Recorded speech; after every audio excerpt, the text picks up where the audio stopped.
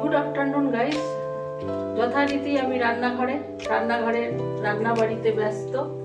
तो आज के आमी एखाने कालो माछेर डाल करब। प्रेसारेते सेদ্ধ करे निয়েছি।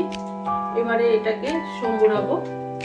तो डाल करब और ये टमेटोर पिसा चाटनी करब। शिलपाटाते पिसे चाटनी करब। और एखाने এই যে একটু পেঁয়াজ পাতা, পেঁয়াজ কলি তো পাওয়া যায় না, পেঁয়াজ পাতাটাই পাওয়া যায়। পেঁয়াজ পাতা আর এই আলু কেটে রেখেছি, এগুলোকে ভাজবো। তো এই আমার আজকে রান্নার সরঞ্জাম। তো রান্নাবাড়ি করে নিই। ডালে আমি লঙ্কা, রসুন, জিরে ফোড়ন দিয়ে ডাল ঢেলে দিয়েছি। একটু জলটা প্রেসারে একটু জল দিয়ে সেটাও আমি ঢেলে দিলাম। এখন ডালটা ফুটবে, তারপরে ওপর থেকে একটু ঘি দিয়ে নামিয়ে দেবো। এই ডালটা খেতে খুব ভালো লাগে, আলু ভাজার সাথে এই ডালটা খেতে খুব ভালো লাগে। সেই জন্যই আমি ডালটা আজকে আমি করলাম।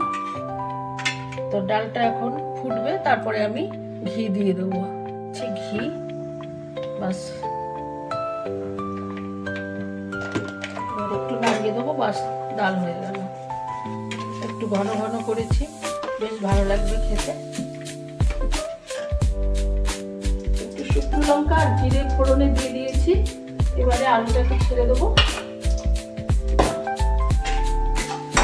রান্না করতে বেশি সময় লাগবে না। এখানে চাটনি ও আচারটাও বসিয়ে দিয়েছি, টমেটো ভাজা হচ্ছে। এবারে আমি আলুগুলোকে ছেড়ে দিই। আলুগুলো ভাজা হয়ে গেলে তারপরে আমি পেঁয়াজ পাতা দিয়ে দেবো।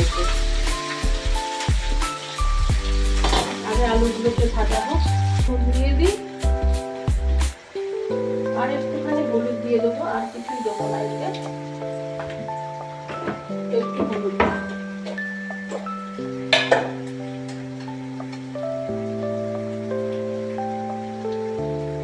এবারে ভাজা ভাজা করবো।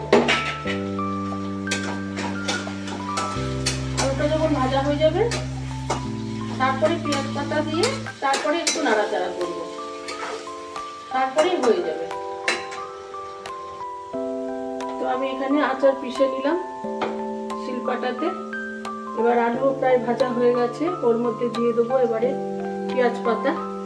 এখানে আমার আলু প্রায় ভাজা হয়ে গেছে। এবারে আমি পেঁয়াজ পাতাটা দিয়ে দিচ্ছি। পেঁয়াজ পাতাটা বেশি ভাজতে হবে না, হালকা ভাজলেই হবে। এবারে এটাকে একটুখানি ভাজা ভাজা করেই নামিয়ে নেবো, হয়ে যাবে।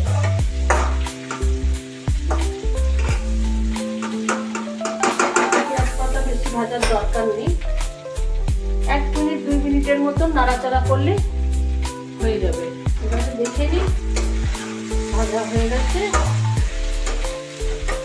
পেঁয়াজ পাতা আলু হয়ে গেল ভাজা।